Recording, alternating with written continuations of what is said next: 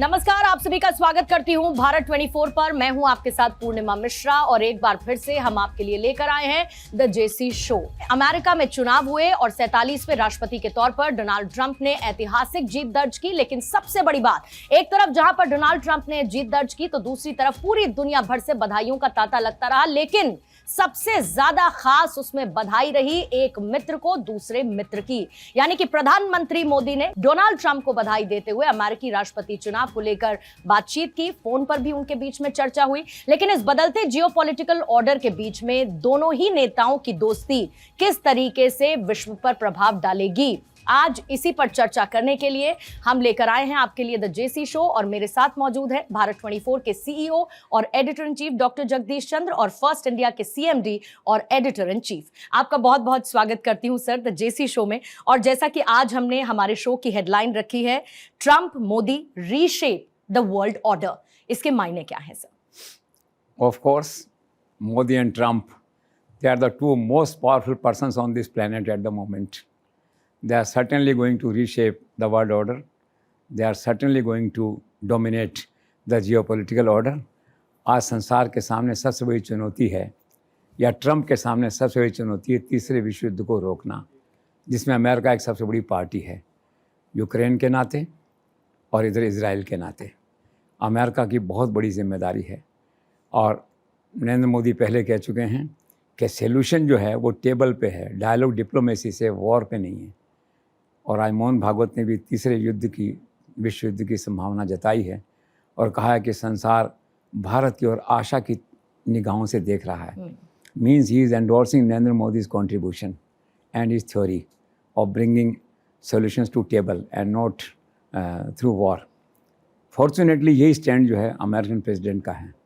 उसने आते ये कहा है कि मैं अगर राष्ट्रपति होता और ठीक ढंग से स्थितियाँ होती तो मैं रूस को हमला ही नहीं करने देता यूक्रेन पे जो है।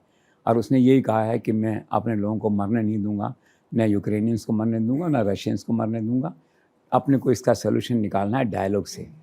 तो सबसे बड़ा डेवलपमेंट आज जियो पॉलिटिक्स में ये हुआ है कि Narendra Modi and Trump, they are on the same platform, on the same wavelength to stop the war. तो इसलिए जो सबसे बड़ी चुनौती आज है, डेवलपमेंट से पहले इस तीसरे विश्व युद्ध की संभावनाओं को समाप्त करना है। तो उस दिशा में, और उसके बाद में फिर जो दूसरे पॉलिटिकल इश्यूज़ हैं, एम्पावरमेंट है कंट्रीज़ का, रीडिफाइनिंग ऑफ बायलैटरल एग्रीमेंट्स है विद द डिफरेंट नेशंस, वो सब बातें बाद में हैं। तो मुझे पूरा भरोसा है कि at the end of the day these two leaders are going to reshape the world order by tactfully ignoring China and by bringing Putin into confidence, who is the single beneficiary of Trump's victory in America. This is all. So let's hope. Absolutely. Sir, दोनों की पुरानी दोस्ती देखते हुए और अब जब Trump की वापसी हुई है, भारत उत्साहित नजर आ रहा है। आपको क्या लगता है कि संभावित फायदे भारत को क्या हो सकते हैं? संभावित फायदों से पहली बात तो ये है कि नरेंद्र मोदी एक ब्रांड ऐसा है कि लोग उछलते हैं उसको सुनते ही।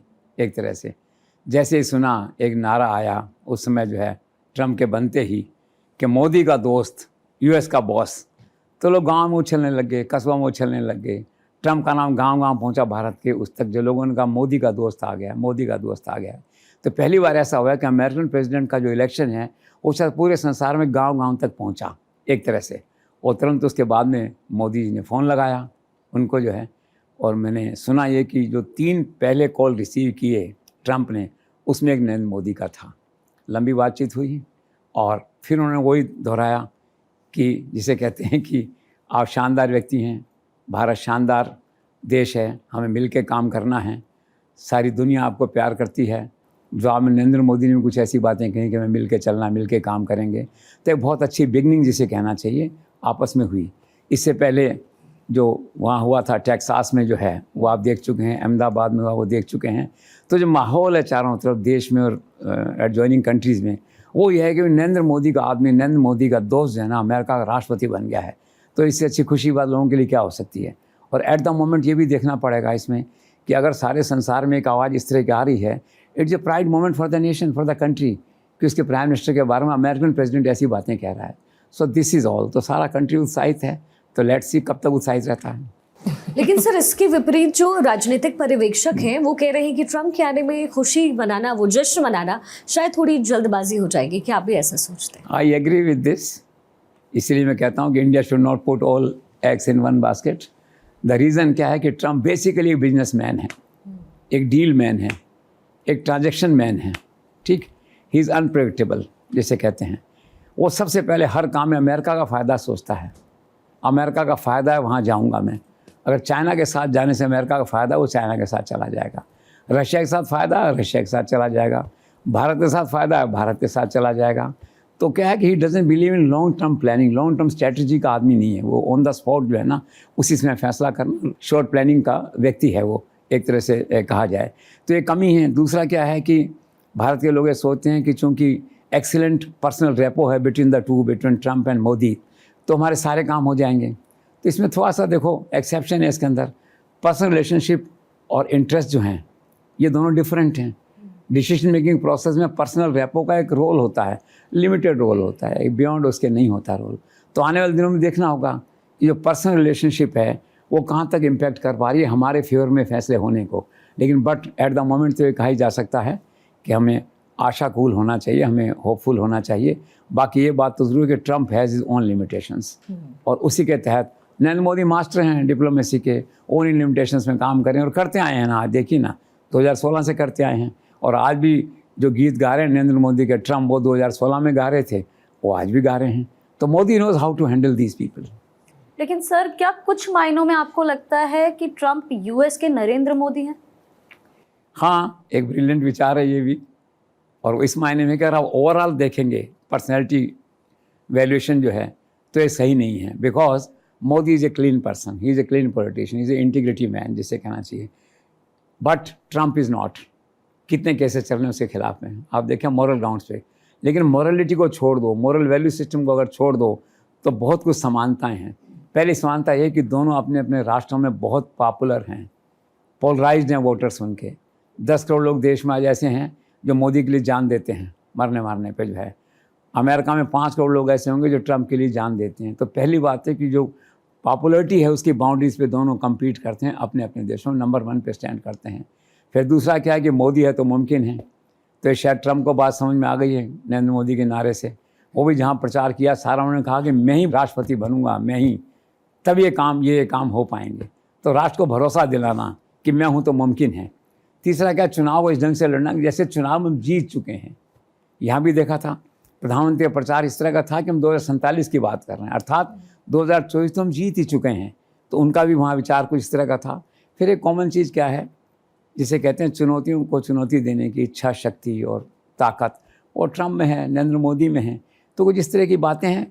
तो एक कहा जा सकता है कुछ मायनों में, एक लिमिटेड वे में, Trump you can say is Narendra Modi of US.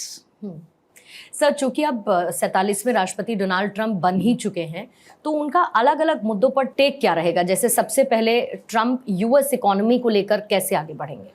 Economy पे मैंने पढ़ा, उन्होंने कहा कि my American workers need not to worry to lose their jobs to foreign nations, but now in future foreign nations will be worried to lose their jobs to Americans. बहुत बड़ी बात उन्होंने कही। दूसरा उन्होंने कहा कि अमेरिका को वापस मैं मैन्युफैक्चरिंग का हब बनाऊंगा, यहाँ पे जो है मैन्युफैक्चरिंग के एम्बेसडर्स लगाऊंगा, उनका एक ही काम होगा, जो लोग बाहर चले गए हैं अमेरिकन्स उनको वापस लाना मैन्युफैक्चरिंग यूनिट को, और नई मैन्युफैक्चरिंग यूनिट्स को भी और कंट्रियों से वापस लाना, मैन्युफैक्चरिंग का हब बनाना, और ये जो जॉब क्रिएशन है I do it through tariffs. ये 2 बातें उन्होंने इकोनॉमी के बारे में कही। Sir, Trump on immigration and migration policy and its impact on India. Immigration तो देखिए world knows that Trump is not a immigration friendly person जो है। तो उन्होंने छूटते ये कहा है इमिग्रेशन के बारे में कि this a poison in the blood of my nation. People are not coming only from South America, they are coming from the entire world, they are coming from Asian countries, they are coming from African countries, everywhere they are coming from जो है ये। तो उन्होंने कहा है कि मैं जिस दिन शपथ लूँगा पहला काम ये करूँगा, I launch the world's biggest, जिसे कहते हैं डिपोर्टेशन प्लान, और American history's biggest deportation plan, इन सबको वापस भेजूंगा मैं। तो ये उसका एक पॉलिसी स्टेटमेंट है। अब इसके संदर्भ में भारत कहाँ स्टैंड करता है, भारत के क्या इम्पैक्ट है, let's have a look at it. अब भारत में क्या है, सबसे पहला काम तो ये करने वाले हैं वो कि जो ऑटोमेटिक चाइल्ड वीज़ा था, चिल्ड्रन वीज़ा था, उस पॉलिसी को ख़त्म करने वाले हैं। मतलब बाई बर्थ जो वीज़ा मिल जाता था कि अमेरिका में बच्चे का जन्म हुआ तो अमेरिकन वीज़ा मिल गया, उस सिस्टम को हटाने जा रहे हैं। वो कहने जा रहे हैं इसके लिए ज़रूरी होगा उस बच्चे के माता या पिता दो में से एक व्यक्ति या तो ग्रीन कार्ड होल्डर हो या अमेरिकन सिटीजन हो, तब ये सुविधा उसको मिलेगी। इसका मतलब ये हुआ कि आज 48 लाख वहाँ लोगों में से 16 लाख बच्चे ऐसे हैं जो कि जिनको वीज़ा बाई बर्थ मिला है। आने वाले समय मुश्किल है, 10 लाख लोग ऐसे हैं जो ग्रीन कार्ड की लाइन में लगे हुए हैं, वो सब डिसरप्ट हो जाएंगे। इससे बहुत बड़ा फैसला जिसका इंडिया पे नेगेटिव इम्पैक्ट होगा वो होने वाला है। बस केवल उसकी घोषणा होना बाकी है विधिवत, जब वो 20 जनवरी को चार्ज लेंगे, ऑर्डिनेंस निकलेगा, उस दिन इसकी घोषणा होगी। दूसरी बात जो हम इसकी करते हैं डिपोर्टेशन वगैरह की जो है लोगों की, तो वो स्थिति देखिए आप यहाँ पे कि एक आंकड़ा कहता है कि हर 1 घंटे में 10 इंडियंस ऐसे हैं जो अमेरिका में घुसने की कोशिश कर रहे हैं, पकड़े जाते हैं। पिछले साल 90,000 लोग ऐसे पकड़े गए हैं। तो बड़ी संख्या में लोग जा रहे हैं, आ रहे हैं। वीज़ा की बड़ी प्रॉब्लम आने वाली है, वो H1B समथिंग वीज़ा का जो नाम है। और वो क्या है कि सर्विस क्लास लोगों के लिए, केरल के यहाँ के सब जाते हैं, पति पत्नी भी काम करते हैं, काम करने की सुविधा मिलती है, फिर उसको एक्सटेंड कराते रहते हैं। वो सुविधा ऑलमोस्ट बंद होने वाली है। उसका जो रिजेक्शन होगा वीज़ा का, जो आदित्य बता रही थी कि 24% हो गया था पहले जब ट्रम्प आया था, तो वो बढ़ेगा। तो क्या ये दोनों ही फैसले बहुत इनकन्वीनियंट हैं इंडिया के लिए, इनकन्वीनियंट हैं। अब देखने की बात है कि नरेंद्र मोदी इस चैलेंज को कैसे हैंडल करते हैं, क्योंकि उनका ये पॉलिसी मैटर है। और पॉलिसी मैटर्स में क्या है कि बाइडन को तो उन्होंने कन्विंस कर लिया था नरेंद्र मोदी ने, और सूटेबल हो गए थे। तो आज देखा जाए तो नरेंद्र मोदी सरकार के सामने पहला टास्क ये है, ट्रम्प के आने के बाद में पहली चुनौती है जिसे कहना चाहिए, इसको हैंडल करना है। And we are confident Narendra Modi with his diplomatic skills will handle this issue. Sir, Trump on tariffs and its impact on India. Tariff पे तो कहते हैं भैया कि my first love is tariff. वो कहते हैं, डिक्शनरी पढ़ता हूँ, मुझे सबसे अच्छा शब्द लगता है टैरिफ जो है ये। और टैरिफ के बारे में वो कहते हैं कि India is difficult, Brazil is more difficult, China is the toughest, और इन तीनों को मुझे हैंडल करना है। ठीक है, पहले उन्होंने क्या हैंडल किया था पिछले टेन्योर के अंदर, इंडियन गुड्स जो हैं वहाँ पे 25, ये टेक्सटाइल वगैरह के जो हैं इन पे 25% टैक्स लगा दिया, टेक्सटाइल पे, अल्मोनियम पे 10% टैक्स लगा दिया। इंडिया ने काउंटर कार्रवाई की, उन्होंने 23 वस्तुओं पे, कमोडिटीज़ पे टैक्स लगा दिया। झगड़ा हुआ, झगड़ा चलता रहा। बाइडेन जो पहले राष्ट्रपति थे, बाइडेन, उनके हस्तक्षेप से मामला सुलझा, लेकिन स्थिति वापस आने वाली है। वो टैरिफ करने वाले हैं। ठीक है, चाइना पे 60% करेंगे तो 10% तो आप पे भी लगाएंगे। तो इंडियन बिजनेस के लिए एक चुनौती है उसकी टैरिफ के अंदर जो है। तो this is another worried area. तो 3 वरीड एरियाज हो गए आपका। पहला इमिग्रेशन हो गया, दूसरा वीज़ा हो गया, ये H1B, तीसरा ये हो गया वजन। तो let's see. Sir, Trump on foreign policy with India. Foreign policy इसकी अच्छी है। वो ऐसा लगता है कि नरेंद्र मोदी को उन्होंने बाय कर लिया उस थ्योरी को, क्योंकि नरेंद्र मोदी ने पिछली बार ये कहा था कि उपदेश नहीं, यथार्थ है जीवन का, कि war is not the solution, dialogue and diplomacy. और आश्चर्य की बात है कि सेम भाषा ट्रम्प ने बोली, और उसने कहा कि I not allow Ukrainians to die, not allow Russians to die. और मैं अगर पहले होता तो ऐसा होने नहीं देता, और अब मैं 24 घंटे में इसको सॉल्व करूँगा। तो उसकी जो फॉरेन पॉलिसी है वो बेसिकली पीस पे है, वॉर पे नहीं है, डेवलपमेंट पे है, लाइक नरेंद्र मोदी जो है। तो ये बहुत अच्छा सिग्नल है। तो लेट्स सी आने वाले दिनों में ये जो उनकी बेसिक पॉलिसी है, हाउ फार ही सक्सीड्स जैसे है। अब सक्सीड्स में क्या, 2 चुनौतियाँ हैं उनके सामने। एक यूक्रेन की चुनौती है। अब यूक्रेन, मैंने पढ़ा कि वे अभी शपथ से पहले ही वो एक पीस प्लान लेके आ गए हैं। वो कह रहे हैं कि एक बफर बना दो 800 किलोमीटर का जो है, और सेनाएं आज जहाँ हैं सीज़ फायर वहीं पे कर दो आप उनको जो है। और उसमें जो है नाटो के बजाय दूसरे कुछ सेनाएं लगा देंगे वहाँ पे। यूक्रेन की मेंबरशिप है नाटो की, उसको 20 साल के लिए ठंडे बस्ते में डाल देंगे, something more and more like this. अब क्वेश्चन ये है कि जो प्रेसिडेंट है यूक्रेन के, अपनी खास किस्म के आदमी हैं, फौजी लड़ाकू आदमी हैं, और कितना मानेंगे इसको, कितना नहीं मानेंगे, वो बात की बात है। इसी तरह से क्या है कि अब वो जो सेकंड इशू है आपका गाज़ा का, और ये जो है इसको वो टेकअप करेंगे। ईरान इजराइल का इशू है, वो टेकअप करेंगे उसको। तो 2 बड़ी चुनौतियां हैं। सबसे बड़ी चुनौती ये है ट्रम्प के सामने, वो मेंटली ऐसा सोच रहे हैं अपने आप को कि मैं सारे संसार का राष्ट्रपति हो गया हूँ, जो मुझे लगता है। तो he is talking in those terms, in those languages, जिसे कहना चाहिए जो है कि मैंने कह दिया तो हो गया।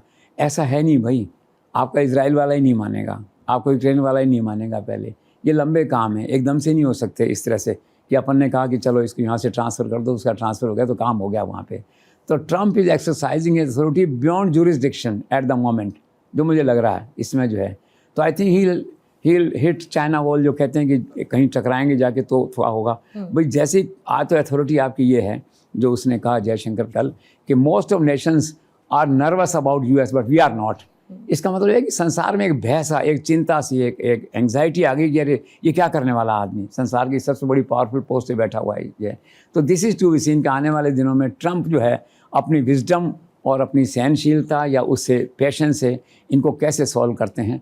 लेकिन अच्छी बात है कि उसकी फॉरेन पॉलिसी जो है ना वो पीस बेस्ड है, वॉर बेस्ड नहीं है। That's all.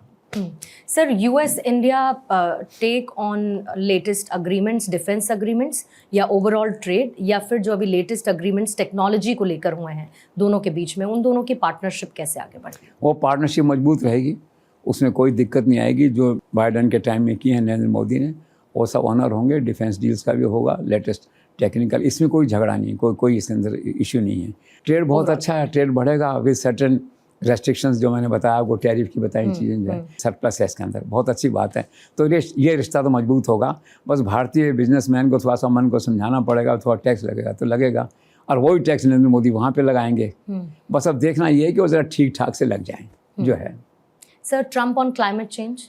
हाँ, ट्रम्प ऑन क्लाइमेट चेंज, तो फिर वो जो लोगों ने आशंका व्यक्त की थी ना, वो पहला शिकार उसका क्लाइमेट मोमेंट हुआ है वर्ल्ड का जो है। बाको में जो है सम्मेलन हो रहा है, ट्रम्प का अनाउंसमेंट है कि we pull out of this. पहले पुल आउट कर लिया था 2016 में भी, और फिर बाइडेन वापस लाए थे, और फिर पुल आउट हो जाएगा। पुल आउट का मतलब ये है, उनका मतलब ये है कि चाइना और हम जो भी कार्बोहाइड्रेट बनता है बनने दो उसको, आप चिंता मत करो, सारे संसार को खोद दो। जो ये लिखा था उन्होंने इसके अंदर, क्या ड्रिल बेबी ड्रिल, मतलब जो है एंटी क्लाइमेट हो गया एक तरह से, उनका जो है बड़ा चिंता का विषय है। और सवाल ये है कि अगर अमेरिका मानी तो फाइनेंशियल असिस्टेंस कहाँ से आएगी? फाइनेंशियल सब वहीं से आता है। अमेरिका उससे बाहर हो गया तो बाकी क्या होगा? तो ये जिसे कहना चाहिए यूनिलैटरल डिसीजन है, एक तरफा फैसला है ट्रम्प का, और ऐसा कहा जाए तो मुझे अतिशक्ति नहीं होगी, it's some sort of an irresponsible act on the part of Trump by ignoring the world opinion जो है ये। तो ऐसे जो मैंने कहा ना, हिट द चाइना वॉल, ये चैलेंजेस हैं, उसकी शुरुआत इससे हुई है। तो लेट्स सी आगे कहाँ कहाँ टकराव की स्थितियाँ बनती हैं। सर, आगे चल के ट्रम्प की अमेरिका फर्स्ट और नरेंद्र मोदी की इंडिया फर्स्ट पॉलिसीज के कारण क्या आपको लगता है कि दोनों देशों के बीच में कोई टकराव या मतभेद हो सकता है? डिफरेंस ओपिनियन तो होगा, लेकिन वो बिजनेस पॉइंट्स भी होगा। बेसिकली मैंने आपसे कहा वीज़ा पे हो सकता है, थोड़ा बहुत इमिग्रेशन पे तो नहीं हो सकता। देखो तो कौन राष्ट्र कहेगा, बल्कि उसमें तो एक आदमी ने आज लिखा है कि बल्कि भारत को आगे बढ़ के अपनी पॉलिसी को स्ट्रॉन्ग करना चाहिए कि हाँ इलीगल जो इमिग्रेशन उसको हम खुद रोकें आगे बढ़ के, एजुकेशन के स्टैंडर्ड हाई करें ताकि लोग विदेशों में पढ़ने के लिए जाएं ही नहीं बच्चे। तो उस पर तो नरेंद्र मोदी कुछ नहीं कह पाएंगे। इलीगल इमिग्रेशन तो रोकना है तो रोकना है, लेकिन दूसरे विषयों पे जो है वो ज़रूर बात करेंगे। खासकर टैरिफ्स का मामला आएगा, वीज़ा का मामला आ सकता है। तो वीज़ा और टैरिफ ऐसे मुद्दे हैं जिन पर नरेंद्र मोदी बात करेंगे। होपफुली सॉल्यूशन होगा इसके अंदर जो है, तो होना चाहिए, क्योंकि ये ट्रम्प भी जानते हैं कि नरेंद्र मोदी हैं, मतलब जो कोऑर्डिनेशन होता है एक सीमा के आगे नहीं हो सकता। लेकिन ये कुछ एक मुद्दे ऐसे डिफरेंस ओपिनियन हो सकता है, लेकिन चूंकि पर्सनल जो केमिस्ट्री है बहुत स्ट्रॉन्ग है, इसलिए क्या है कोई कन्फ्रंटेशन की स्थिति तो नहीं आएगी। थोड़ा सा अनकंफर्टेबल होंगे, थोड़ा सा इनकन्वीनियंट होंगे, पर मुद्दे दो ही हैं जिन पे आगे जाकर डिफरेंस ओपिनियन हो सकता है। Let's see, hopefully both the leaders sort it out amicably. Sir, Trump की जो प्रत्याशित जीत है इसके पीछे क्या कुछ कारण रहे होंगे? पहला कारण तो उनका है no entry, America is reserve only for Americans.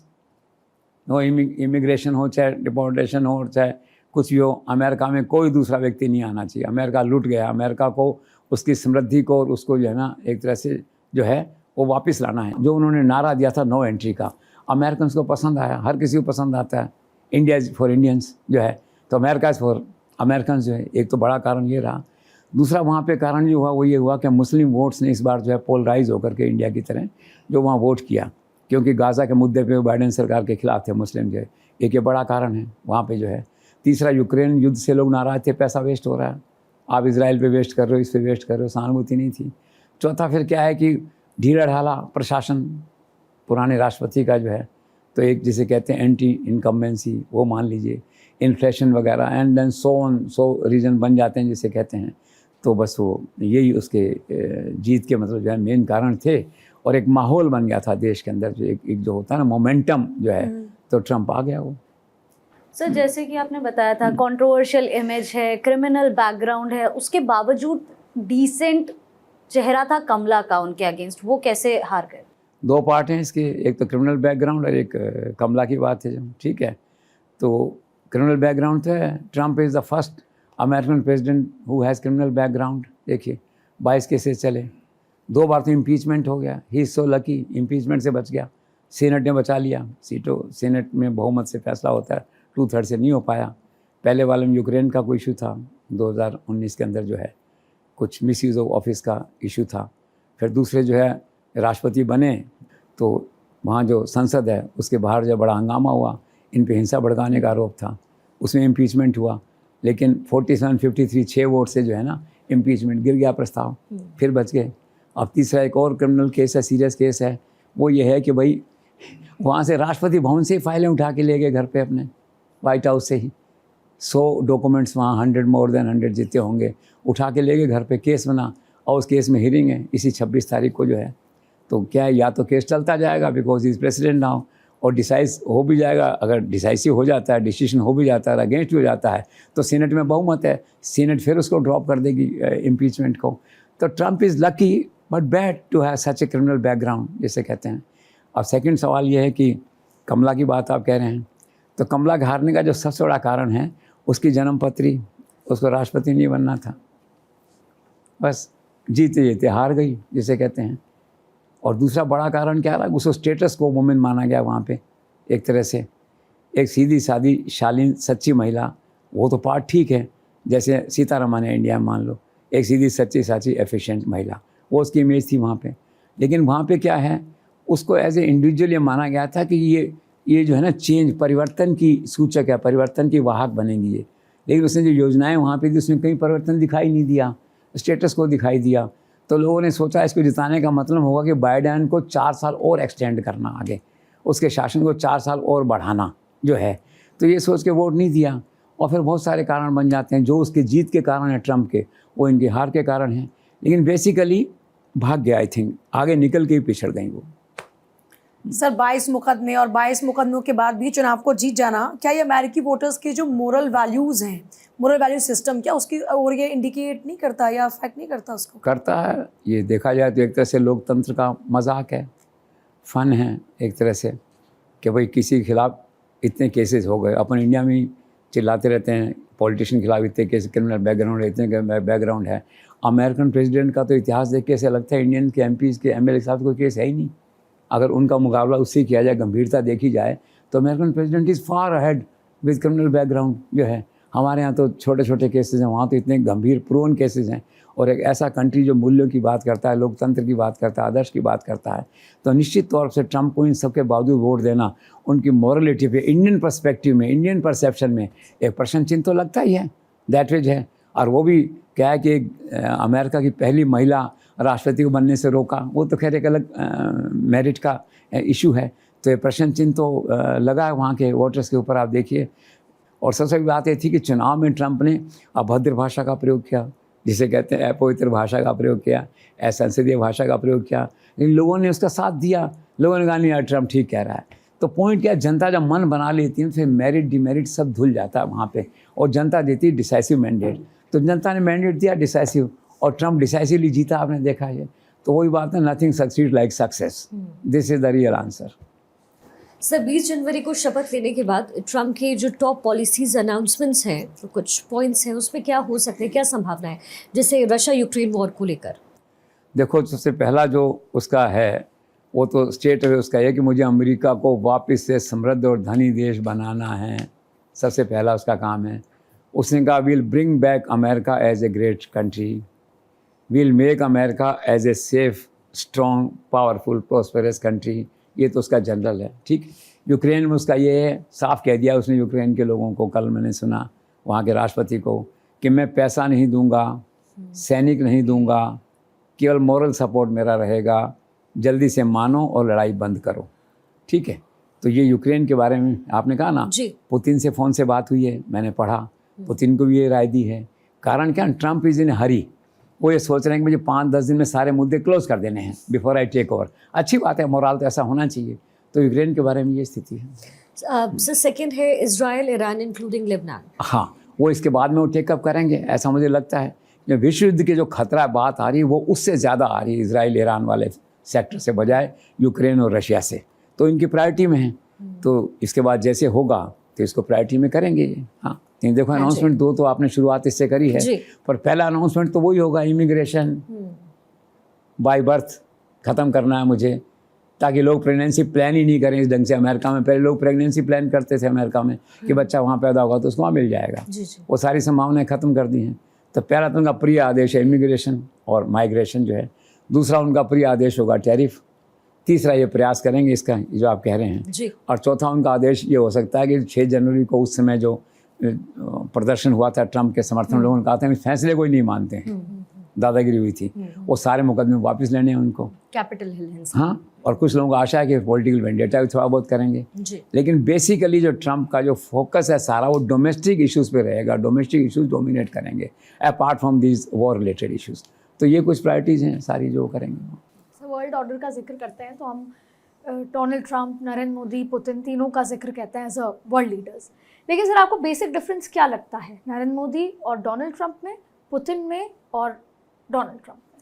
इसमें लगता है कि Narendra Modi is the best as far as एक mental stability is concern, as far as word of commitment is concern, as far as understanding of diplomacy and dialogue is concern जिसे कहते हैं, और as far as morality is concern कि दोस्त की मदद करनी है तो करनी है, मैन ऑफ वर्ड्स जिसे कहते हैं, ये तो नरेंद्र मोदी का है। इसके बाद पुतिन का आता है, Putin is sensible after Modi, because इतने सेंसिबल नहीं होते तो वो डिक्लेयर नहीं करते यूक्रेन पे, मैं ऐसा मानता हूँ। मोदी इज़ सेंसिबल कि no war only dialogue diplomacy, तो पुतिन की स्थिति है। Putin now is the greatest beneficiary. आप देखिए अलग थलग पड़ा हुआ था, नरेंद्र मोदी की शरण में था एक तरह से देखा जाए तो, जिस ढंग से बात करते थे कि मेरा समझौता कराओ, दैट विल है, तो वो क्लोज हो गए। और जैसे मोदी की ताकत बढ़ी, पुतिन की ताकत बढ़ी विज़ाविज़। और जो बात आ रही है ट्रंप की, तो ट्रंप मैंने कहा ना स्टेबल माइंड नहीं है विज़ाविज़ जो है, और एक जिसे कहते हैं यारबाज नहीं है।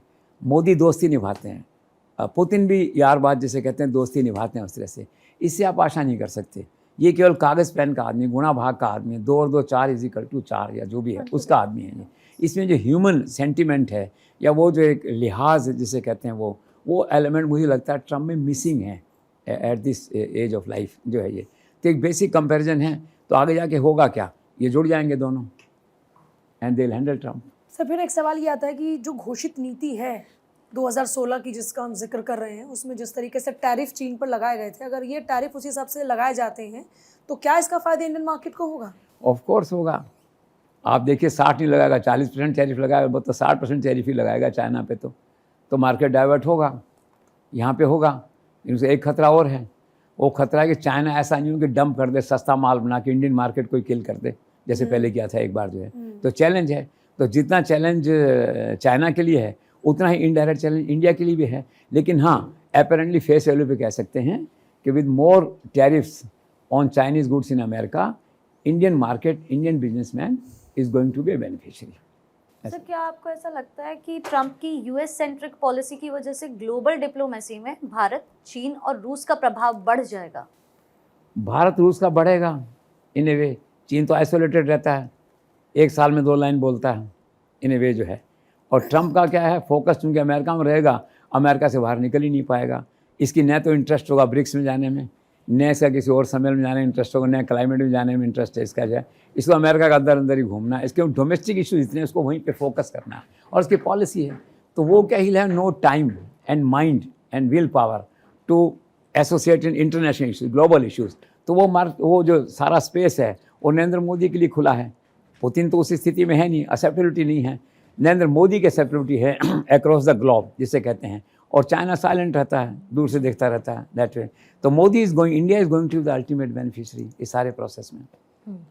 सर मैंने सुना है कि ट्रंप के बाद अमेरिका के कुछ ऐसे कारोबारी और उद्योगपति हैं जो कि अपना बिजनेस कनाडा, यूरोपियन कंट्रीज़ या फिर ऑस्ट्रेलिया जैसी जगह पर शिफ्ट करने जा रहे हैं। आप अगर इसे कंफर्म करें तो। मैंने पढ़ा इसमें, तो गूगल पे सर्च मारी लोगों ने, तो उसमें पता लगा कि 2000% ज़्यादा लोग अमेरिकन तलाश कर रहे हैं कि कनाडा जाएं, कि ऑस्ट्रेलिया जाएं, कि कितना जाएं वहाँ पे। मतलब कि एक फिर सवाल ऐसा क्यों? तो कुछ लोगों का इंटरव्यू लिया उन एजेंसी ने, तो उन्होंने कहा भाई is not a good choice Trump. और फिर ये भी कहा कि नाउ डेमोक्रेसी अंडर थ्रेट। वो जो उसका जो स्टाइल है काम करने का, डिक्टेटर आप कह सकते हैं उसको, जो है तो लोगों में चिंता है। तो काफ़ी वहाँ क्या संभ्रांत लोग हैं और उनको कोई सरकार से, मंत्रियों से, इससे उससे कोई काम नहीं होता कि ये मुख्यमंत्री रहेगा तो हम यहाँ आएंगे कि जाएंगे, या कोई प्रधानमंत्री रहेगा। उनको अपने बिजनेस से बिजनेस करते हैं टू द पॉइंट, जो है तो उनके लिए कनाडा में शिफ्ट होना ऐसे है जैसे अपन यहाँ से बम्बई शिफ्ट हो जाएँ इन वे, जो है तो लोग हो सकते हैं शिफ्ट, जो है।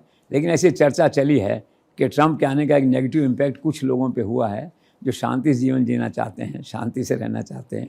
वो कहते हैं भी झगड़ों से दूर रहो, यहाँ पे रोज़ कोई नया आदेश आएगा ट्रंप का, चलो अपन दूसरी जगह अपना घर बसाते हैं जाके, जो है तो हो सकता है कुछ लोग जाएँ वहाँ।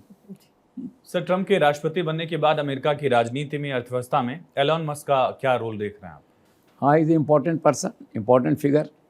अब देखना ये कि राजनीति बहुत से लोगों को आकर्षित करती है, डुबोती भी हैं, तो उसको इतना आकर्षित नहीं करेगा मंत्री बन जाए कहीं आके या एडवाइज़र बन जाए और बिजनेस डूब जाए पीछे से, भारत में दूसरे लोग उसके बिजनेस को ले लें। और टेस्ला का मामला अभी तक सुलझा नहीं है यहाँ पे, जो है। लेकिन ऐसा अनुमान है मुझे कि he will be as a principal adviser in development issues to the American president. और फ्रेंच फिलोसफर गाइड तो क्या फ्रेंच फिलोसफर हैं आपस में, जो है।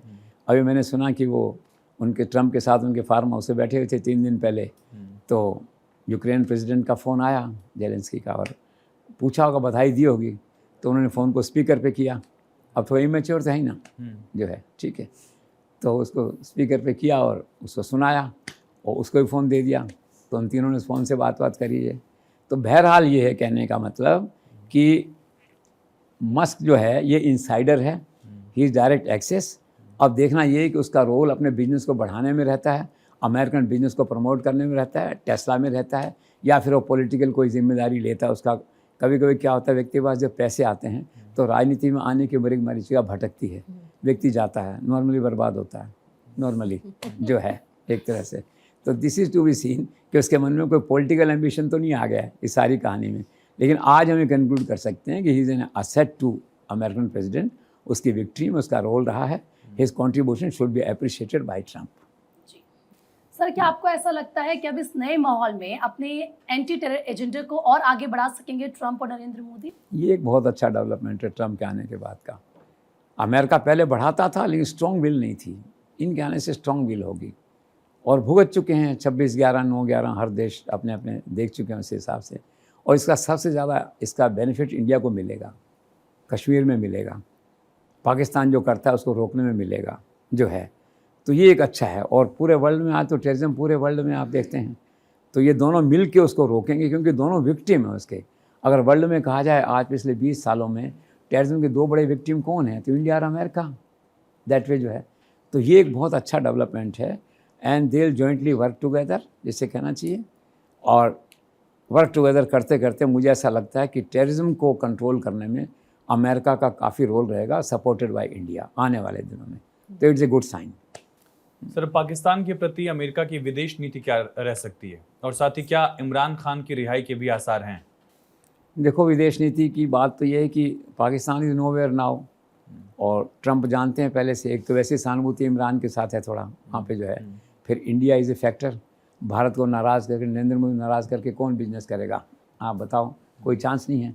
और पहले भी उन्होंने इसकी मिलिट्री एड रोकी थी ट्रंप ने, तो फिर रोकेंगे। और पाकिस्तान वैसे भी जीर्ण शीर्ण स्थिति के अंदर है, तो Pakistan is not going to have any benefit after Trump's arrival, rather it is in favour of India, जिसे कहना चाहिए।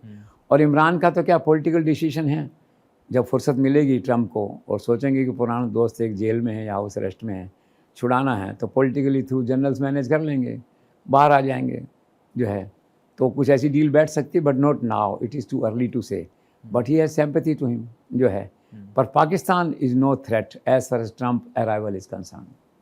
जी sir, senior BJP leader Ram Madhav का कहना है कि Trump is back with vengeance. आखिर क्या कहना चाह रहे हैं?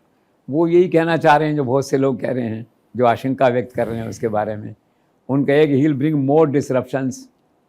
तो उनके बारे में कहा जाता है ना, ट्रंप के बारे में, कि थोड़ा विमसी कर लें, हो जाता है आदमी 78 पे आते आते, ह्यूमन नेचर है। और बड़े लोगों की निशानी भी होता है थोड़ा सा विमजिकल हो जाना, जो कोई नो मोर एक्सेप्शन, जो है। तो किसी ने ये भी कह दिया था पिछले टाइम में व्यंग में कि Trump is a bull in China shop. ये सब ऐसे क्रिटिक लोग हैं जो कहते हैं, तो राम माधव का भी अपना सेशन बना होगा कि यार ये आदमी डिसरप्शंस लाएगा और व्यवस्थाओं को तोड़ेगा, जिसे कहते हैं he'll hit the walls, different walls. तो उन्होंने मन की आशंका व्यक्त की है उन्होंने, तो उन्होंने कहा हील। और वेंजेंस का सवाल ये है कि अपने पॉलिटिकल वेंडेटा करेगा उन लोगों पे जो उसके खिलाफ थे। ये अमेरिकन हिस्ट्री में शायद पहली बार थोड़ा कुछ ऐसा होगा कि कोई पॉलिटिकल वेंडेटा वाली बात चले, ऐसी लोगों को आशंका है। तो राम माधव ने अपने विचार रखे हैं, तो ब्रॉडली तो इन ए वे ठीक है। अभी Trump is a demolition man basically, आप ये मान लीजिए, ठीक है ना, पॉजिटिव और नेगेटिव बोथ, ठीक है। तो he'll bring more disruptions, Ram Madhav का ये कहना है, इज़ फाइन। सर सुनने में आया कि मैं भी चौकीदार वाला जो प्रधानमंत्री नरेंद्र मोदी का फॉर्मूला था, उसी आधार पर ट्रंप ने भी एक फॉर्मूला दिया, नारा दिया और चुनाव जीता भी। सर क्या इसका आशय है? आशा ये कि Narendra Modi fever now has travel to 5,000 kilometres, 10,000 kilometres from India to America and other nations. इसका मतलब ये है, एक तो बेसिकली ये जो है, तो वहाँ पे क्या हुआ इसी तरह से, तो ट्रम्प के ध्यान में होगा, अहमदाबाद भी आए थे, इंडिया के टच में रहते थे, नरेंद्र मोदी का इशू चला था चौकीदार वाला जो है ये। तो वहाँ पे चौकीदार का मतलब ये है कि कोई क्राइसिस आए, कोई क्रिटिसिज्म आए, उसको अपॉर्चुनिटी में कन्वर्ट कर लो आप। बेसिकली मतलब बात उसमें ये है, आपको अपॉर्चुनिटी में कन्वर्ट करना है और उनके नारे को उन्हीं से पीटना है। कांग्रेस ने नारा दिया तो कांग्रेस से पीटना है। तो वहाँ जो है डेमोक्रेट्स ने ये नारा दिया कि रिपब्लिकन्स है ना ये गार्बेज है, कचरा है ये, ठीक है। तो इन्होंने कहा ठीक है, तो सिम्बॉलिक बना लिया, तो एक कचरे का ट्रक बना लिया अपना बड़ा जहाज, उससे उतरे और एयरपोर्ट के बाहर निकलते कचरे के ट्रक में बैठ गए ट्रम्प, और फिर ट्रक उसको चलाने लग गया, ट्रक को जो है, ट्रैक्टर को जो है आगे, और फिर रास्ते में उतर के जो है कचरा बीनने लग गया, उसमें डालने लग गया, और फिर बयान दे दिया, उस ट्रक पे लिख दिया, कचरे के ट्रक पे ट्रम्प नाम लिख दिया उस पर जो है, और कचरा बीनते बीनते फिर ये कह दिया कि बाइडेन साहब हम कचरा नहीं हैं, हम कचरा साफ़ करने आए हैं। तो चल गया नारा, वो जीत गया। तो लोग कहते हैं इसका भी श्रेय है इसके अंदर, तो ठीक है। हाँ So Mr. Trump is a 78-year-old president for the second time. अब सर वर्कर्स जो हैं इंडिया में जो नरेंद्र मोदी के फ़ैन हैं, वो तो ये मान रहे हैं कि अब 4th टेन्योर होना चाहिए। तो आपको लगता है कि इसके बाद नरेंद्र मोदी खुद भी मोटिवेटेड होंगे कि वो अपना चौथा कार्यकाल भी वापसी कर सकते हैं? देखो, नरेंद्र मोदी तो बॉर्न प्राइम मिनिस्टर हैं, बॉर्न प्रेसिडेंट हैं। जब प्राइम मिनिस्टर नहीं रहेंगे, कुछ ऐसी स्थिति होगी तो उसमें प्रेसिडेंट बन जाएंगे 10-15 साल बाद जाके। वो तो on the top of the nation वो रहने वाले हैं, और 2047 की बात कह रहे हैं, तो एक लंबा विज़न उनके सामने, ऐसा मेरा लगता है मुझे, असेसमेंट है, ठीक है ना। तो नरेंद्र मोदी का तो ये है, तो उनके लिए 2029 की कोई बात नहीं है।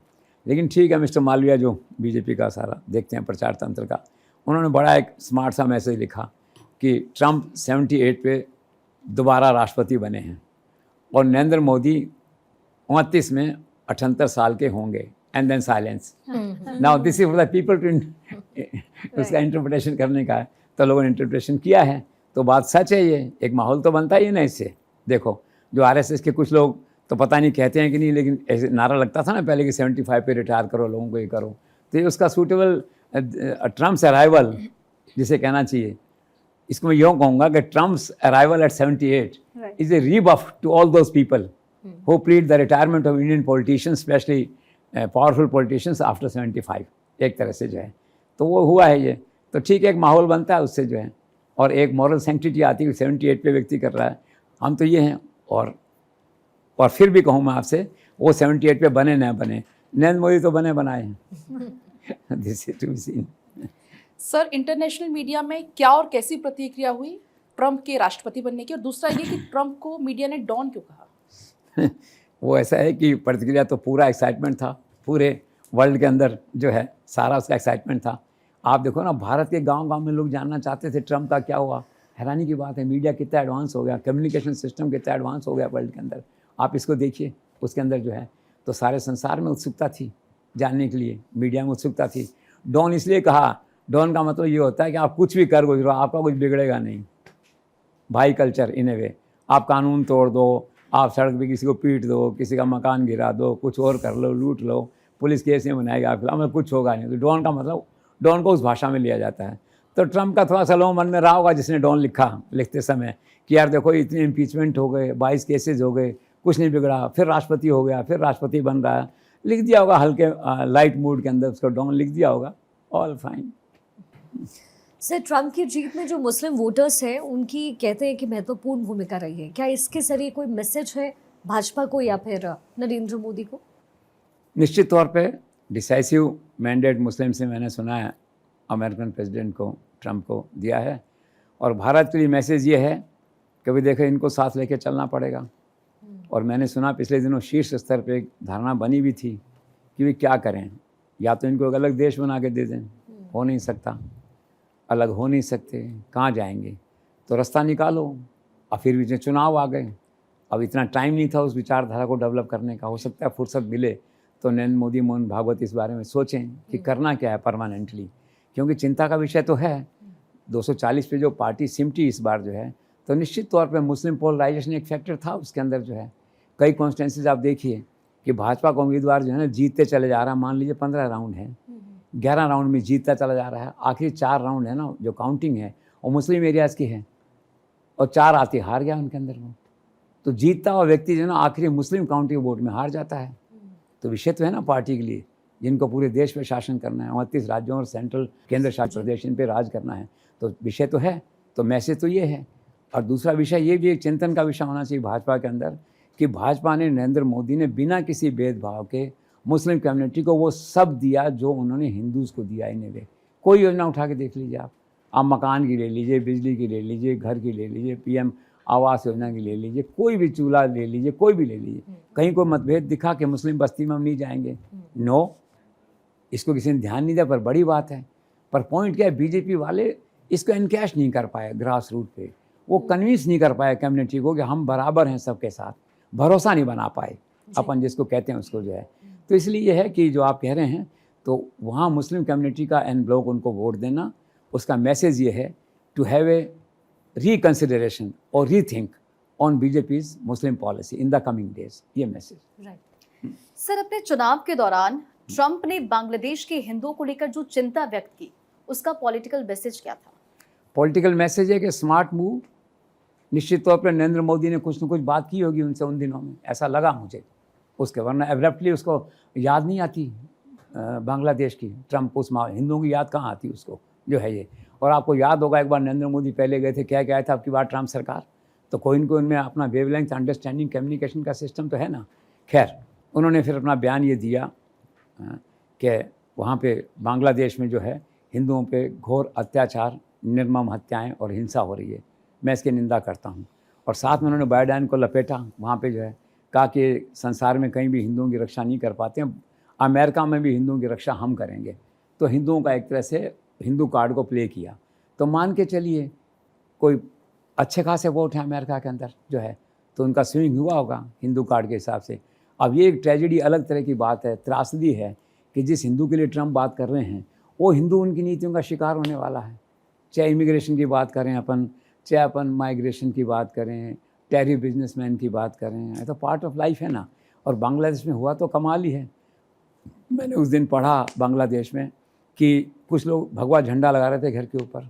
अरबी ऊपर तो नहीं लगाया होगा ना, साथ में लगाया होगा ना, कॉमन सेंस ऊपर तो कैसे लग सकता है। गिरफ्तार हो गए, मंदिर तोड़ने चले गए लोग, पुलिस की मौजूदगी में मंदिर टूट रहे हैं वहाँ पे जो है, और मंदिर टूट रहे हैं और कुछ एक्शन नहीं हो रहा। लोग वहाँ फिर निकालते हैं जुलूस, उनको गिरफ्तार कर लेते हैं। इसीलिए नरेंद्र मोदी, मोहन भागवत ने पिछले दिनों मुद्दा उठाया था ये कि हमें चिंता है वहाँ के हिंदुओं की जो है। तो जहाँ तक ट्रंप का सवाल है, एक अच्छी बात है, हिंदू कम्युनिटी प्रति उनके मन में एक सहानुभूति का भाव आया है, तो उसका प्रभाव पड़ेगा पूरे संसार में। Good development. सर, आखिर अब क्या होगी ट्रंप की बांग्लादेश के लिए नीति, और दूसरा क्या अब ढाका में वापसी संभव है हसीना की? ट्रंप की पॉलिसी इस तरह का है कि भाई चूँकि होता है जो प्रेडेसेसर काम करता है, नॉर्मली आने वाला आदमी उसको पलटता है साइकोलॉजिकली, थोड़ा पलटे ज़्यादा पलटे। तो चूँकि ऐसा माना जा रहा था कि बाइडेन प्रशासन का रोल था हसीना को हटाने में, आंदोलन, ऐसा इम्प्रेशन है। तो एक तो वो मॉरल सपोर्ट थोड़ा सा मन में रहेगी, सहानुभूति रहेगी शेख हसीना के प्रति बाइडेन के मन में। दूसरा क्या है कि लार्जर स्कीम ऑफ थिंग्स में क्या नरेंद्र मोदी यहाँ बैठे हैं, तो बांग्ला सरकार तो मोदी के अनुकूल होनी चाहिए ना, एक लार्जर पार्टनर है आपके साथ में, तो वो भी देखेंगे। कंसर्न है हमारा कि इंडिया के पड़ोस में है, तो भी किसकी चलेगी, नरेंद्र मोदी की चलेगी तो हमारी भी चलेगी, because Narendra Modi is partner to Trump that way जो है। तो आने वाले दिनों में कुछ हो सकता है। भाई छोटे छोटे देश हैं, कोई वहाँ से मैसेज आएगा अप्रोप्रिएट लेवल से, एक जनरल उतार देगा उसको, यहाँ से ले जाके वापस कर देंगे। मुश्किल होता है, लेकिन छोटे देशों में कुछ भी हो जाता है। पाकिस्तान में आप देखते हो जनरल से डिसाइड कर देते हैं, सुप्रीम कोर्ट कुछ भी कहता रहे वो उठा के आगे ताजपोशी कर देते हैं, किसी को उतरने नहीं देते हैं, शपथ नहीं लेने देते हैं। तो बांग्लादेश की ऐसी स्थिति, अराजकता की स्थिति है, तो इमीडिएट कुछ हो ऐसा नहीं लगता है. It may be on Trump agenda Bangladesh, but it take some time. Sir, Bharat और कनाडा के तनावपूर्ण संबंध की पृष्ठभूमि के बीच अब ट्रम्प की कनाडा नीति क्या होगी? कनाडा नीति तो प्रो इंडिया होगी थोड़ा सा, मतलब कनाडा के खिलाफ नहीं होगी, but Trump will certainly exercise moral authority to tell Canada to behave with Modi, to behave with India. It in the larger interest of the continent जिसे कहते हैं, larger interest of scheme of things जो है, तो निश्चित तौर पे होगा. और दूसरा क्या है कि वो मजबूर करेगा अमेरिका उनको, जो खालिस्तानी टेररिस्ट वहाँ बैठे हुए हैं, या सपोर्ट है सरकार का, वो नहीं मिले, उन पर एक्शन हो. और एक हैरानी की बात ये है कि अब ट्रम्प के होने के 48 घंटे के अंदर ही आप देखिए वहाँ पे जो हुआ है, आज मैंने पढ़ा कि एक जो निर्जर का मर्डर हुआ था, खालिस्तानी टेररिस्ट था, लीडर था, उसने अपना उत्तराधिकारी जिसको बनाया था, अर्श डाला करके एक व्यक्ति था, सरदार था वहाँ पे, तो उसको मर्डर के केस में कल कनाडा पुलिस ने अरेस्ट किया है. 2 लोग चंडीगढ़ में अरेस्ट हुए हैं. तो Canada of late has started taking action against Khalistani terrorist.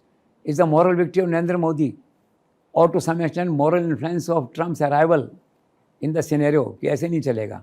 तो कनाडा जो ट्रम्प का अराइवल है, ट्रम्प की ताजपोशी है, ट्रम्प की विक्ट्री है, वो विजा विज कनाडा इंडिया भारत के फेवर में है. सर, ऐसे में भी एक सवाल और भी है जो बेहद अहम है, और वो सवाल है कि क्या ट्रम्प को कोरोना से जुड़ी जो वुहान लैब की सीक्रेट रिपोर्ट है, क्या वो मिल पाएगी उनको? ले सकते हैं, जचे की बात है. अब वो देखेंगे भी इस गड़े मुर्दे को उखाड़ना है कि नहीं. पहली बात तो ये, कोरोना आया था चला गया, और प्रायोरिटी उसकी इस तरह की, यानी हेल्थ का इशू अमेरिका में कोई ऐसा है नहीं. आफ्टर सम टाइम 6 मंथ्स और सो उनको लगा, क्यूरियोसिटी होती है, एंग्जाइटी होती है आदमी की, उत्सुकता होती है जानने की, क्या ये कोरोना आया कहाँ से था, क्या वास्तव में चीन से आया था क्या. और चीन का माइंडसेट तो ट्रम्प का दुनिया का मालूम ही है, नेगेटिव है एक तरह से. चाइना को कंट्रोल करना है, तो हो सकता है चाइना को अगर कहीं आप उसमें कटघरे में खड़ा कर सकते हो, उस रिपोर्ट में ऐसा कुछ है, तो हो सकता है उसको वो कर ले और बाद में उसको रिलीज़ भी करें, but not on the priority agenda. लेकिन this possibility is not ruled out. Sir, Bharat और ईरान के जो कारोबारी रिश्ते हैं, इन पर आपको क्या लगता है, ट्रम्प का क्या इम्पैक्ट पड़ेगा? इम्पैक्ट ये थोड़ा सा इनकन्वीनियंट मुद्दा है, again once again after migration, irrigation, tariffs. एक मुद्दा थोड़ा सा और है, पहले भी ट्रम्प का था उस समय 2018 ऐसा कोई था समय जो है, तो भारत तेल खरीदता था सस्ते दाम पे. अमेरिका ने कहा मत खरीदो, हमने प्रतिबंध लगा रखे हैं ईरान पे. भारत नहीं माना, टालते रहे, तो बाद में ट्रम्प बिकेम सीरियस. तो यूएनओ में जो अमेरिकन जो परमानेंट रिप्रेजेंटेटिव होता है, सीनियर आदमी, एक लेडी थी वहाँ, उसको इंडिया भेजा कन्वे करने के लिए कि we don't compel us to put you also under the list of sanctions, प्रतिबंध आप पे नहीं लगाने पड़े. भारत ने उसमें टाला उसको, और फिर ट्रम्प चला गया, बाइडेन आ गया, तो वापस सब कुछ ठीक हो गया जो है. अब क्या है कि वहाँ एक और बड़ा बंदरगाह बन रहा है, वहाँ पे भारत उसमें निवेश करना चाहता है. अमेरिका शायद चाहे कि भाई निवेश नहीं करे इंडिया जो है. तो ये थोड़ा सा डिफरेंस ओपिनियन हो सकता है, लेकिन विजा विज ईरान और इंडिया का जो बिज़नेस है, उसके लिए ट्रम्प का अराइवल जो है कोई पॉजिटिव डेवलपमेंट नहीं है. नेगेटिव हो चाहे मत हो, लेकिन कोई एनकरेजिंग डेवलपमेंट नहीं है. And let us see in the coming months कैसे क्या सिचुएशन डेवलप होती है. सर, क्या भारत में भी ट्रम्प का अपना कारोबार है? हाँ, बहुत कारोबार है. अगर आपको अच्छा फ्लैट लेना है 10 करोड़ का, 15 करोड़ का, और अच्छी क्वालिटी का लेना है, तो डायल ट्रम्प टावर्स गुड़गांव में हैं. तो मैंने सुना 50 मंजिल की सेक्टर 67 में 2, ये पूर्णिमा पता है कि नहीं जो है, तो वहाँ पे 2 टावर्स हैं. वहाँ 10 करोड़ से कम का कोई फ्लैट नहीं है वहाँ पे जो है. और फिर अगर आप कलकत्ता जाते हैं तो वहाँ मेन मार्केट जो वहाँ 39 टावर्स की ट्रम्प टावर्स हैं. वहाँ पे काम अच्छा करते हैं, क्वालिटी अच्छी है इनकी. बॉम्बे में जो है लोढ़ा हैं, रियल एस्टेट वाले बड़े बिल्डर्स हैं, उनके कोलैबोरेशन से उन्होंने कर रखा है. वहाँ भी कोई 700-800 उस पूरे एरिया के अंदर जो है मतलब मान लीजिए कि 7 किलोमीटर समथिंग उस एरिया में उन्होंने बड़ा वहाँ बना रखा है. वहाँ भी काफ़ी कॉस्टली फ्लैट्स हैं. वहाँ पे 42-43 टावर्स हैं वहाँ पे, अच्छे हैं इनके. और सबसे अच्छे इनके जो फ्लैट्स हैं पूना के अंदर है, 15 करोड़ का एक फ्लैट है वहाँ पे जो है. तो वहाँ भी 2-3 बड़े टावर्स हैं 30-30 मंजिल के जो हैं. तो अच्छा कारोबार है, मेरिट का कारोबार है. और Trump is a born real estate man, इसके दादा ऐसे रियल इस्टेट का ही कारोबार करते थे और इसको परिवार में हेटेड मैन कहा जाता था। पता नहीं परिवार वाले भी क्यों हेटेड कहते थे, इसमें मैंने पढ़ा कहीं जो है इसके होगा कुछ, that's different story. But a good business man, he is bringing good business to India and we wish he should bring more business to India, more involve in construction activities and produce good buildings, ताकि वो लोग बाद में नहीं रोते फिर कि हमारा कब्जा मिला कि नहीं, फ्लैट का आया कि नहीं आया, उसकी रिपेयर ठीक थी कि नहीं थी। They bring quality of production, they are welcome to invest in India. Sir Bharat क्या है, चुनावी देश भी हो गया है, हर साल कई चुनाव होते हैं, लेकिन अब जो महाराष्ट्र और झारखंड के चुनाव हैं वो इसलिए खास हैं क्योंकि वो ट्रम्प की जीत के बाद हो रहे हैं या अमेरिका के चुनाव के नतीजों के बाद। तो आपको लगता है कोई इम्पैक्ट महाराष्ट्र और झारखंड के चुनाव के नतीजों में देखने को ऑफ कोर्स मोरल बूस्टर है नरेंद्र मोदी के लिए, और नरेंद्र मोदी के लिए तो बीजेपी के लिए है। लोग तो ऐसा है ना, भारत में नरेंद्र मोदी की लोकप्रियता का या फैन फॉलोइंग ऐसी है कि लोग हर चीज़ उनको ढूंढते हैं, कहीं न कहीं थोड़ी सी होती है फिर उनको उसके साथ खड़ा कर देते हैं। अब आप देखिए ना कि अब ये जो विक्ट्री है अमेरिका की, ट्रम्प की, चूँकि बहुत क्लोज फ्रेंड है, आप तस्वीर में भी देखिए कैसे गले मिल रहे हैं जो है ये, तो मैसेज इज़ वेरी क्लियर कि they are very very close.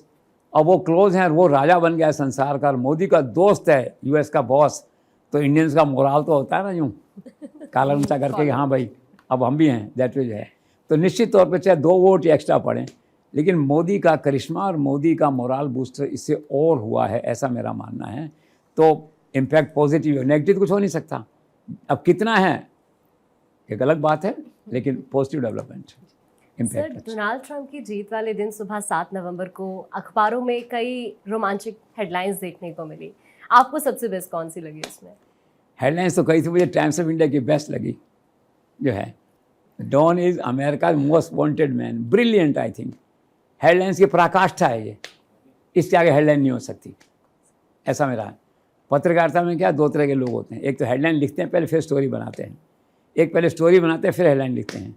मैं पहले ग्रुप में शामिल हूँ कि पहले हेडलाइन बनाते हैं फिर स्टोरी लिखते हैं उसमें जो है तो क्लाइमैक्स स्टोरी।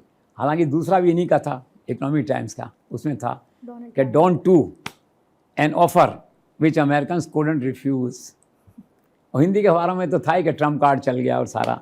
एक और अच्छी अंग्रेजी का वहाँ लिखा था अनस्टॉपेबल मैन जो है, लेकिन बेस्ट तो वही थी कि don is America most wanted man. मतलब हेडलाइन टू सेलिब्रेट, टू सलाम, क्या हेडलाइन लिखी आपने, दैट वे जो है। सर ट्रम्प की सत्ता में वापसी का जो शेयर मार्केट है इंडिया का, उस पर लॉन्ग टर्म इफेक्ट क्या होगा? कुछ लोग कहते हैं गिरेगा थोड़ा, उनको ज़रूरत नहीं किसी की। अभी पिछले टाइम में FIs फाइनेंशियल इंस्टीट्यूशंस बाहर के जो हैं FDIs, वो कहते हैं 1 लाख करोड़ रुपये निकाल के ले गए, दैट वे जो है। और उनको कोई मार्केट, एमर्जिंग मार्केट चाहिए, उनको तो कुछ ही नहीं चाहिए, उनको तो बस अमेरिका चाहिए, ट्रम्प को तो एक तरह से। हो सकता है साइड फोर्सेज ऐसी चैलेंज होगी, इकॉनमी डेवलप होगी और स्ट्रेंथन होगी इकॉनमी, तो हो सकता है मार्केट पॉजिटिव हो। और एक बात और है ना, इंडिया का जो मार्केट है, शेयर मार्केट, वो काफ़ी कुछ इंडिया की पॉलिटिकल स्टेबिलिटी से प्रभावित होता है, कंट्री की ग्रोथ रेट से प्रभावित होता है, GDP से प्रभावित होता है। 2047 का जो स्लोगन है विकसित भारत, उससे प्रभावित होता है। Indian share market is not totally dependent on American stock exchange, that way जो है। लेकिन अभी कुछ लोगों को थोड़ी सी आशंका है कि यार उतना शायद नहीं बढ़े जितना बढ़ रहा था। तो it is to be seen in the coming month और 2 कि क्या होता है। सर 2-3 वाक्यों में, लाइनों में अगर मैं आपसे पूछूं कि ट्रम्प के आने के बाद भारत और अमेरिका के रिश्ते किस तरीके से आगे बढ़ेंगे, क्या फ़ायदा क्या नुकसान होगा, अगर ब्रीफ कर सके? I think Trump's arrival will certainly add to the glamour, aura, prestige, reputation, global status of Narendra Modi. But on the domestic front, Indian business may be a loser. Very well said sir, very well said. लेकिन अभी थोड़ी देर पहले, क्योंकि आपने कहा कि एक अंग्रेजी के अखबार ने लिखा अनस्टॉपेबल मैन डोनाल्ड ट्रम्प के लिए, लेकिन भारत में बैठने के साथ मैं कह सकती हूँ कि अगर कोई अनस्टॉपेबल है तो वो नरेंद्र मोदी है। Exactly. और उनके साथ +1 अगर डोनाल्ड ट्रम्प हो जाते हैं तो वर्ल्ड ऑर्डर के बीच में भारत और अमेरिका की धमक निश्चित तौर पर मजबूती के साथ नजर आएगी। बहुत बहुत शुक्रिया सर, द जेसी शो में आज आप जुड़े और आपने बहुत सटीक विश्लेषण किया डोनाल्ड ट्रम्प की जीत को लेकर। लेकिन कुल मिलाकर कहने की बात यह है कि चुनौतियां चाहे कितनी भी हों, लेकिन प्रधानमंत्री नरेंद्र मोदी वो व्यक्ति हैं, वो शख्सियत हैं जो हर एक चुनौती से पार पाना जानते हैं और सामने अगर दोस्त हो तो थोड़ी सी राह आसान हो जाती है। डायलॉग और डिप्लोमेसी की बात प्रधानमंत्री नरेंद्र मोदी करते ही हैं और आने वाले वक्त में भारत और अमेरिका की पार्टनरशिप किस तरीके से आसमान की बुलंदियों को छुएगी, ये जरूर देखना होगा। Thank you so much sir once again, और साथ ही तमाम दर्शकों का भी बहुत बहुत शुक्रिया हमारे साथ द जेसी शो का हिस्सा बनने के लिए। नमस्कार।